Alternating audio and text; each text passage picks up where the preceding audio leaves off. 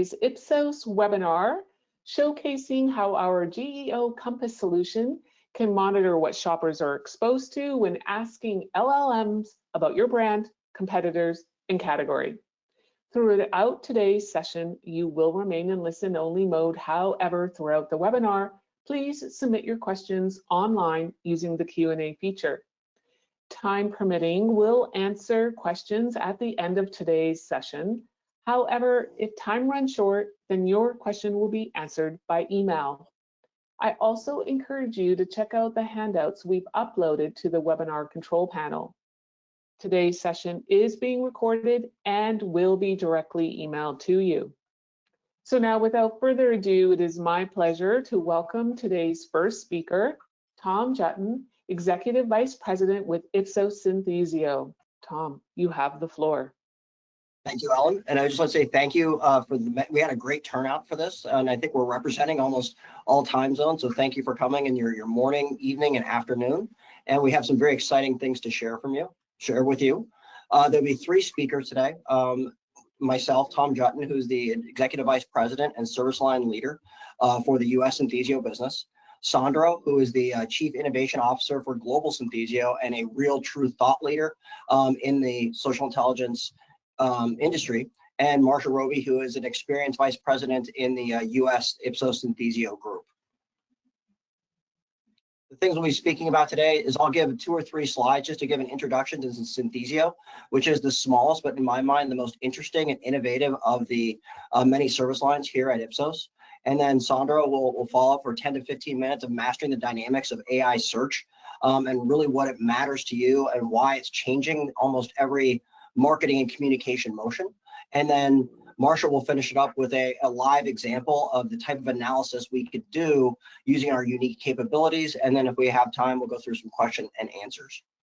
As I mentioned before, Synthesio is, in my mind, it is definitely the smallest, but definitely the most interesting and innovative of all the service lines here at Ipsos. It's a social intelligence platform that synthesizes a tremendous amount of information to provide incredibly powerful insights about how people are thinking about and feeling about different categories, use occasions, and many other marketing related questions.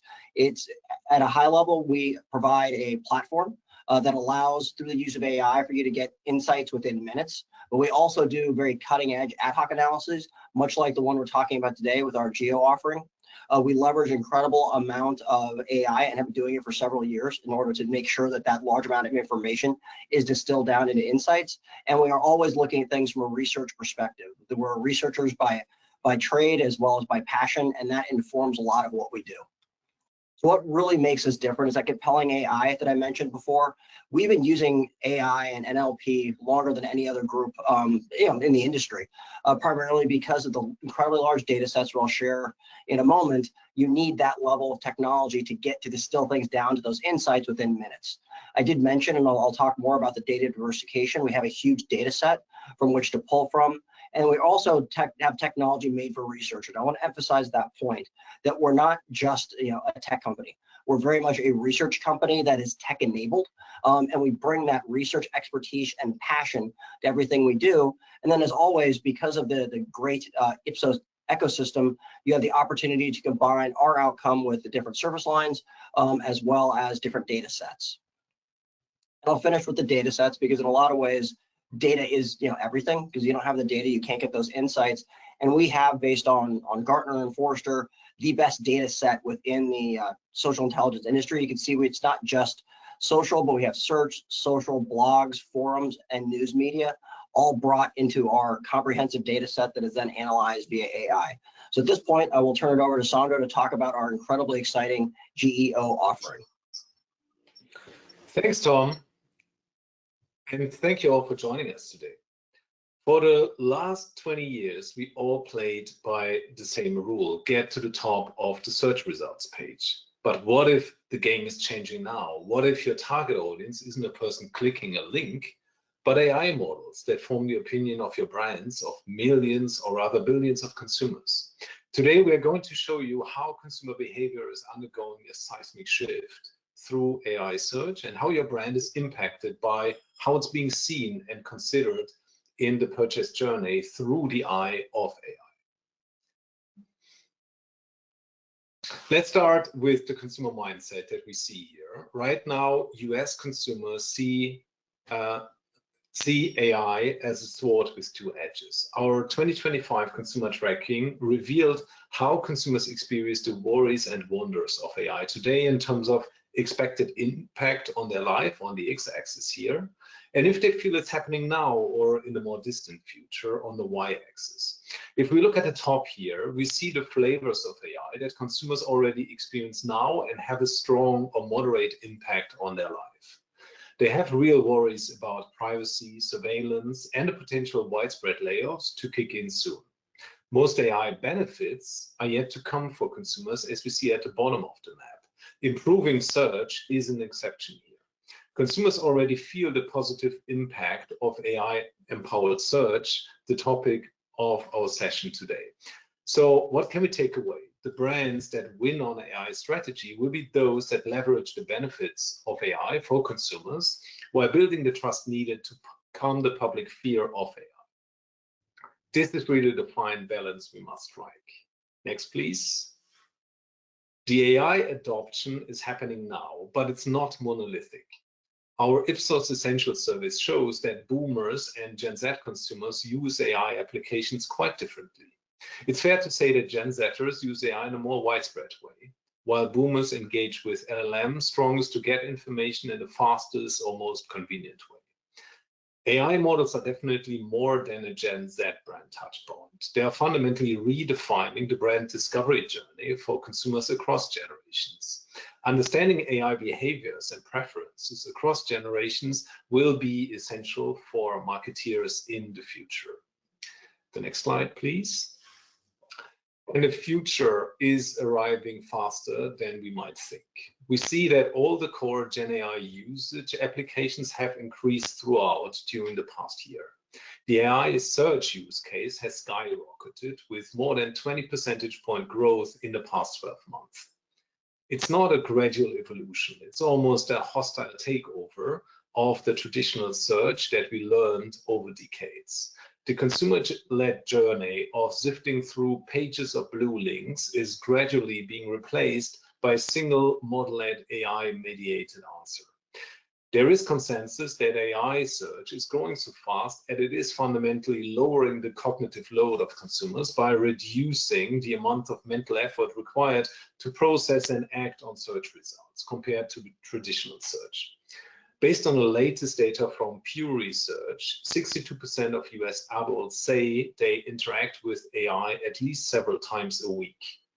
Knowing that 69% of American AI users say they've used it to search for information, we can now conclude that the race for brand visibility in that single answer from an AI model is officially on. On the next page, please. AI search and traditional search operate on fundamentally different principles. Traditional search delivers ranked links that drive measurable traffic through links or direct navigation. In comparison, LLM search on ChatGPT, for example, provides synthesized conversational answers, often without a single click, the so-called zero-click searches that don't drive any web traffic to destinations. With the introduction of generative AI search, like Google's AI overviews that we see here, and conversational AI search, like Google's AI mode, Google is now combining traditional and AI-powered search experiences for its users. I think it's fair that search is definitely not dying, as many suggested last year. It just had a couple of AI siblings. So how can brands manage or ideally parent the new siblings of traditional search? This may lead us to an important strategic pivot for every digital marketeer. For 2 decades, brands fought for share of mind through SEO, rankings, and clicks. The new goal isn't just to get clicks, it's now also to win share of model by becoming part of the AI search answer. It's all about influencing the AI's foundational knowledge in favor of your brand. In a world of zero-click AI overviews, being a brand featured in the answer is the new metric that matters. And here's the hard data on the next page behind the shift. For decades, brands have built content for search engine optimization. and ensure that their website ranks high for navigational searches. In AI search, that navigational search intent now collapses to 2% versus 32% on traditional search. So traditional search can be thought of as the Uber who brings you to the destination, let's say the restaurant. And we are now transitioning to Uber Eats because we want a hot meal delivered directly to where we are right now as fast as possible. Users aren't using AI search to get somewhere, they're really using it to get something done. In AI search, the new leader at 38% is generative. Consumers aren't just asking questions in AI search mode, they're demanding outcomes, such as create a travel plan for next summer on a European island in a boutique hotel, or find me the best AirPlay-enabled sound system for a 28 square meter living room with wooden floors. Your brand is no longer just a content destination. It has become the ingredient in the AI's final output, and digital marketing needs to evolve accordingly. The impact on our classic marketing funnel, as we see on the next page, is profound. It's being compressed into a single moment. The consumer can now go from awareness to consideration and directly to purchase in one conversational query, like we see here in the example of healthy soft drinks on a diet. Until now, most businesses were optimizing for discoverability. Now they also should be optimizing for AI model recommendability. We were chasing rankings, now we need to chase LLM citations. We were measuring clicks, now we should start to measure influence within frontier AI models. It's not longer just about being found, it's about being chosen by the AI, our new target audience. The opportunity at hand is that we can arm the AI to make the sale for your brand. Next page, please. This leads to the next logical frontier, agentic commerce. And this isn't a decade away. 71% of consumers are looking forward to have AI integration into their shopping experience. 52% either have used or plan to use LLM for online shopping. And over a third of consumers are almost ready to let an AI make purchases on their behalf. The agentic consumer commerce age is right in front of us. Amazon just recently announced that a Rufus AI shopping assistant will feature a buy for me functionality. If your product catalog, your pricing, and your value proposition aren't perfectly clear and machine readable, essentially, the autonomous AI shopper will simply pass you by. In this new agentic commerce era, the most powerful brands will be those that translate human-centric brand narratives also into machine logic, ensuring the soul of the brand is understood by AI algorithms. Next page, please. So if we need to win share of model, if we need to be recommended by AI agents, the critical question is, what is the AI model actually learning from? And that is clearly not just your website. Here we see that currently AI models are forming their worldviews to a vast extent from the messy, authentic human conversations happening on Reddit, Instagram, Facebook, or Yelp. The AI learns from what people are actually saying about you. So Seth Godin's old mantra to become a remarkable brand, a brand worth leaving a remark about, was probably never more critical than it is today and in the future. It goes without saying that the source inventory behind large language models constantly changes, and it obviously highly depends on a category and the AI's user context. However, today we can conclude that your brand presence and visibility is based on the perception in public forums, and those are the key drivers for your AI visibility and presence. All this might feel like a terrifying new black box for every brand. On the next page, please. How do we essentially measure your brand visibility if not through clicks? How do you manage your reputation when the audience is not an algorithm? How do you see your brand through the eye of the AI? It's precisely the problem we set out to solve. And that's why we developed Ipsos Synthesio GEO, our generative engine optimization insight approach. It's a new methodology designed to measure, deep dive, and measure your true brand presence in the AI search era. The approach uncovers how visible your brand is across a wide-ranging set of moment, audience, and context-specific LLM user queries. We deep dive into how your brand is being portrayed within a granular view on the strengths and weaknesses in the competitive landscape. And of course, we also reveal the driving sources for your brand, your competitors, and the category as a whole behind the LLM response. Next page, please. So here is how it works. Our process begins with what we call search exploration. Think of it as our deep dive into the digital consciousness of your consumers. We don't just look at a single search engine. Instead, we cast a wide net to cluster category-level search behaviors across the platforms that matter most: Google, YouTube, Amazon, Instagram, and even TikTok. By doing this, we move beyond simple keyword tracking to identify more complex intent clusters. These clusters are rich proxies that tell us what your audience is truly thinking, needing, and asking for. Next, we move to geo-sourcing. We take the search intent clusters we've discovered and then use them to prompt large language models. We don't just do this once, we run many LLM query iterations. This is a crucial step because it ensures we gather responses that are not only consistent within the original intent, but also incredibly varied, giving us a rich, nuanced understanding of the topic from the AI perspective. Finally, all of this culminates in Geo Insights. Here we conduct a powerful semantic and generative AI-driven analysis on the massive LLM answer data sets we have created. This allows us to precisely quantify your brand visibility, uncover the key themes driving the AI response, and pinpoint the sources that the AI answer is grounded in. The process isn't complete until our expert analysts step in. They interpret these findings and deliver a comprehensive insight report that comes with clear activation guidance, so we know exactly what step to take next.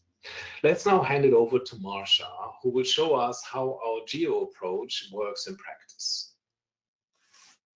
Thank you, Sandro. That's such a great overview of how consumer behavior is undergoing this enormous shift due to AI search, and I appreciate you teeing up the process so well about how we're gathering insights from LLM outputs. Let's jump right into our example analysis. Tom, if you can go to the next slide. So first, a disclaimer, just to foundationally anchor us. These sample outputs I'm about to show you are for illustrative purposes only. It wasn't a comprehensive analysis. The category we chose is beer, specifically looking at how LLMs answer questions about popular beer brands in America. We deliberately kept that core question broad for this illustrative exercise. But if we were working with a specific beer brand, we would have likely asked a more targeted question. Let's start by considering the types of questions people might ask about popular beers in the US. Next slide, please. As Sandro mentioned, our analysts undertake an extensive process to understand the need states that your audience articulates when they prompt an LLM. What proxy questions are they asking that relate back to that core question that you need to answer? Here you can see a consumer could have a broad spectrum of motivations for wanting to understand beer popularity in the United States. It could be because they want to decide what beer they should serve at a party. It could be because they want to understand what beer appeals to a specific generation. They might be eager to understand the intersection of best-selling beers that are considered high quality.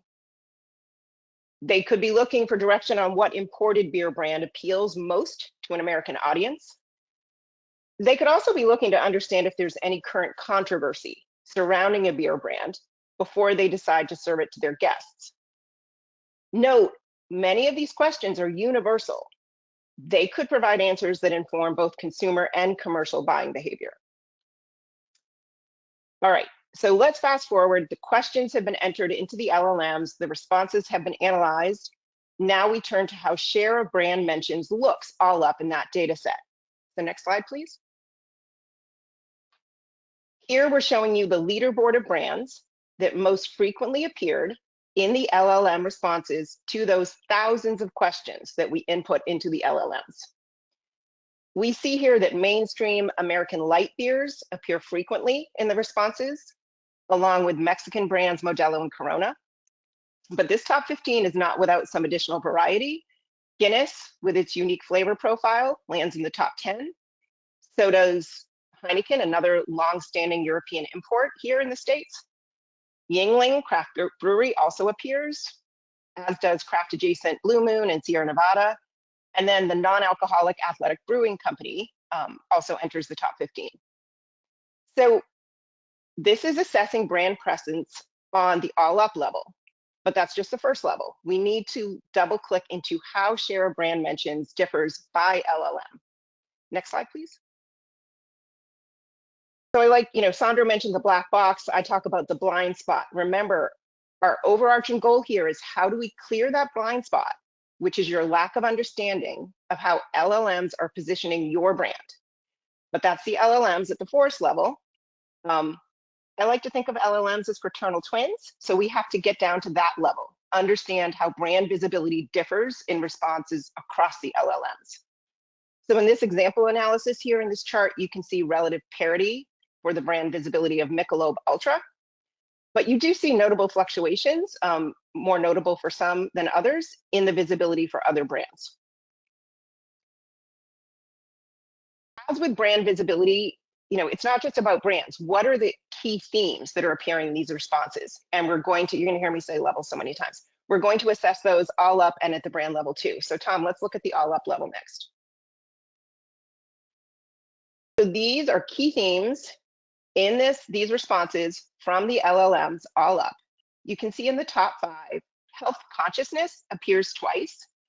We have like a nuanced look at health consciousness related to calorie and carb counts and health consciousness related to alcohol by volume, ABV. So again, this is helpful, this all up view, and understanding health consciousness is really key right now for Americans looking at popular beers in the States. But we need to double click now into what brands are most visible in LLM responses that include these key themes. So can we switch to the next slide? So when we're conducting this brand proximity thematic assessment for clients, what our analysts are doing is looking for areas of potential competitive opportunity for our clients, as well as any potential risk. So in this brand by topic assessment, Modelo, like Coors Light, stands out for drinkability, as well as for their origin stories. Yuengling stands out for references to its origin story as the oldest continuously operating American brewer, and also because of its expansion into other parts of the country after historically being available only on the Eastern Seaboard. You might expect that LLM answers about Guinness are going to stress its origin as a very long-standing Irish brand, but it also over-indexed in health consciousness due to information being conveyed about its more moderate ABV and calorie levels. The Athletic, technically a zero alcohol beer, is being positioned as a really good replacement for mainstream beers. So hopefully this gives you a flavor for the types of slicing and dicing that our analysts are doing to glean the context that we know our clients need to take action. I want to turn now to looking at the sources that LLMs pull their answers from. We're going to talk about levels again. So let's click to the next slide and we'll look at the all up view. So Sandro mentioned to you earlier, obviously to inform action, you have to understand beyond your own sources, your own websites, what sources are influencing LLM responses. So here we're looking at the universal sources referenced across both LLMs. You've got social media channels in here, you've got Wikipedia, you've also got some category level sources here. We've got Beer Advocate, Beer Nerd, Untapped, we've got Smart Buy, and we've got Target from that retail response. So again, helpful, this all up level, but we're going to look now at the frequency that sources are informing a response that mentions a specific brand. We can go to the next slide. So this granular look, again, helps us identify competitive advantages or disadvantages. Here we're looking at the sources that are most likely to reference or not reference a specific brand. So if this were your brand, you'd be looking like, where are you ahead of your competitors, and where do you have gains that you have to make in order to have parity or go past those competitors to be represented better by the LLM. So these are the slides that I wanted to show you. And I do think that when we talk to clients, like these are very helpful. Clients say these are helpful example slides, right? Helps them understand the types of outputs that would be included when they greenlight a report. If this were a full report from our skilled researchers, you would see additional slides. You'd see deep dive slides for your brand. You'd see an executive summary with key findings and opportunities for action. Whenever we talk to clients about this offering, there are a few questions that they typically always ask. So Sandra thought before we open up Q&A, we would walk through a few FAQs. Can we jump to that next slide, Tom? So we're typically asked, what about using a DIY app for this type of analysis? I think you've heard Tom, Sandra, and me both talk about the fact that we're in this new territory.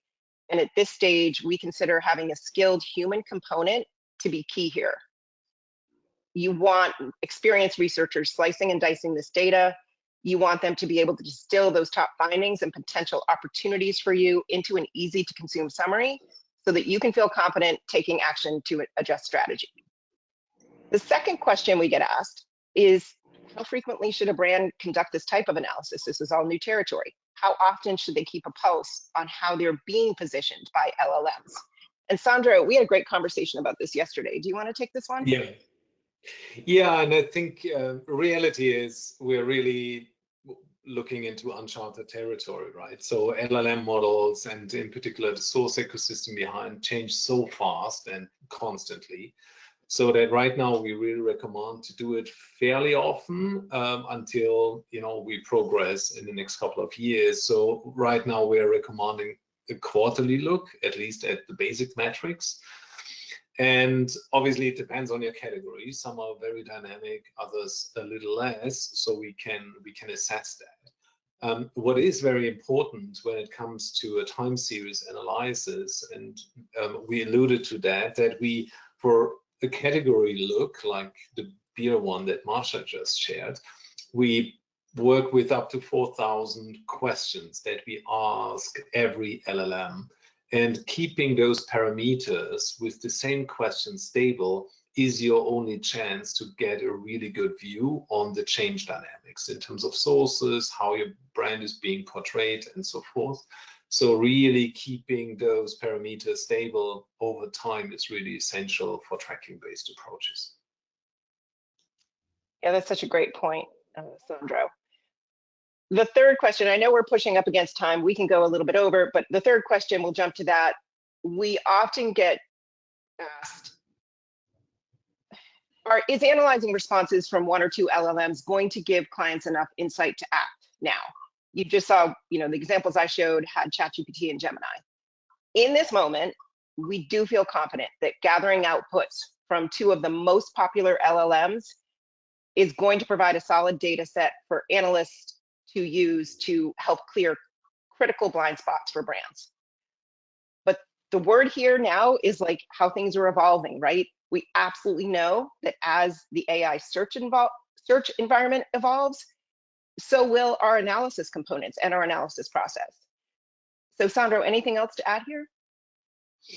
No, I think it's again very specific to categories, and as we mentioned earlier, it's very important in your category to get a grip into how consumers are interacting with AI search and which kind of AI search.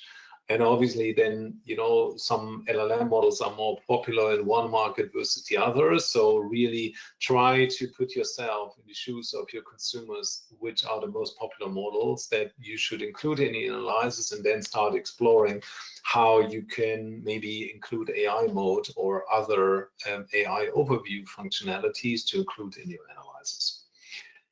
But with that, let's have a look at the questions we receive. And I see a few. The first one was about really tracking, and I hope we answered that one in your second question. There's one that's also a very popular one from Brenda, who's asking if you want to do a cross-country comparison, how can you control that it's from a country? So the answer to that is, the way we collect this data is obviously not manual. We use API gateways into those large language models, such as Gemini or OpenAI models. And when doing so, we are specifying if it should be for a specific country, the US versus Canada, or if it should be a global look. So we can control that technically. So you can either do a global view and you get like a world response, if you wish, or you can specify the country. And I think that was it in terms of questions. And we are also a little over, so let's wrap it up and let me hand it over to Ellen, who concludes us. Wow, thank you so much, Tom, Sandro, and Marcia, for today's really informative presentation. Thank you all for joining us. We did get a few more questions that are coming through, so we will be responding to you directly. Also, please be on the lookout for a direct link to today's recorded presentation. That should be coming your way within the next day or two. Remember, there are some handouts in the event control panel for you to download about the research we shared today. And of course, we always welcome the opportunity to speak with you directly, so please feel free to reach out to us. That now concludes today's amazing webinar. Have a wonderful day. Thank you. Thank you.